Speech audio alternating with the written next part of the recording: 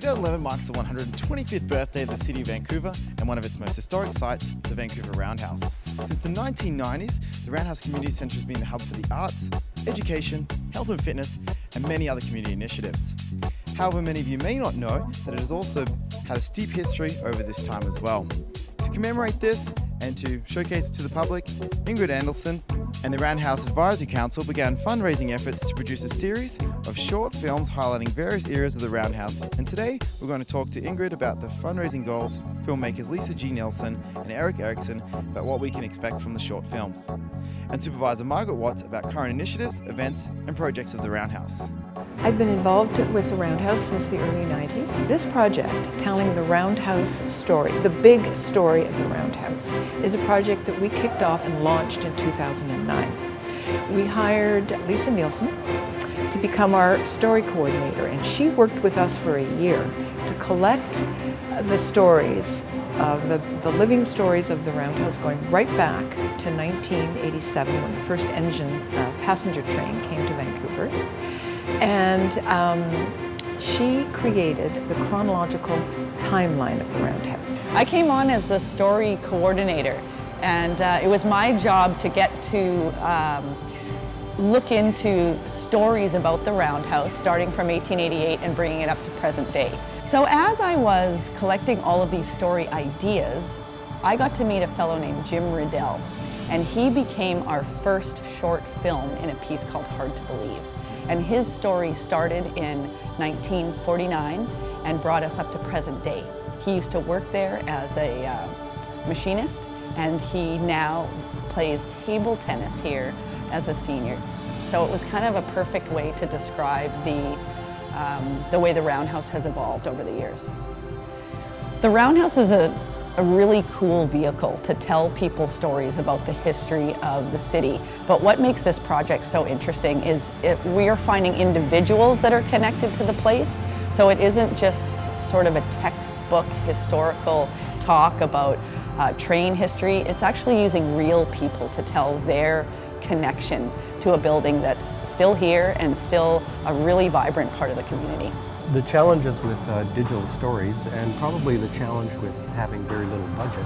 The subjects that we film, we're not paying them. We're relying on them to contribute their time, and that actually works out quite well because it is really a community project. Well, I have been the recreation supervisor here at the Roundhouse for almost 10 years now. It's really important for people to understand the history of the Roundhouse and the role that the Roundhouse had in developing Vancouver's history. The CP rail, particularly with the final destination coming into Vancouver of the Transcontinental Railway, helped unite Canada sea to sea. That's an important part of history that the Roundhouse is part of. The city grew up around the rail industry and CPP. The Roundhouse itself was an important maintenance shed for all the steam engines of the day. Yeah, and I think people would be really surprised to know that the fire that burned down the brand new city of Vancouver in 1886 started just here at the Roundhouse. The Roundhouse went through a couple of savings. One was prior to Expo when it was almost torn down in its entirety, but some of the buildings were saved and used in Expo. And the second time was when the lands were being developed and the Roundhouse was talked about being used as for other purposes, for more commercial purposes other than a community center. So because of the vision of the people that helped save it and saw what could happen and what could be for the Roundhouse, it instead became this great community facility. It opened in April 1997 as a community center and as a special community center where it wasn't just a recreation-based center, but it had a strong mandate regarding community cultural development and the arts. So what I love about the Roundhouse History Project is that we're capturing this richness of the Roundhouse as it's been in the past. We're looking at its many life phases. We're bringing it up to today's standard and its important role as a recreation and community arts and cultural facility. And we're really keen on having the neighborhood involved. And we're really happy that Novus is taking this on as a project to work with us because we can bring it to the people who actually live here. This is your community, it's your community center. Part of what we're doing with this presentation is asking people to take part in a financial way as well. If you can make a donation to the project to help us make these films, which will help educate everyone and be something that we can all be proud of. In this year of celebrating the 125th anniversary of the City of Vancouver, I think it's very fitting that we want to make another 2 short films about the Roundhouse. People are waking up to the history of Vancouver and taking an interest generally. Yes, we need to raise some money to do that.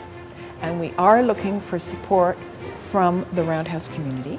We're looking for support from the Yaletown Business Association and other community businesses, and we would love to have you, individual residents of Yaletown, contribute to this project. We would be most grateful. No donation will be too small. The donations will come through the park board and will be receipted with a charitable receipt. And you will all be listed on the film and invited to the screening. And it'll be a community celebration.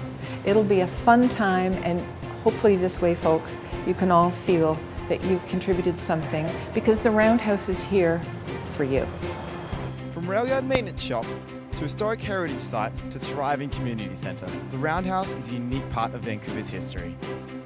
Yes, people can go to the website to check out more info, or to donate. You can go to Vancouver's Park Board by calling them at 604-257-8513, or go to the website donate.vancouver.ca.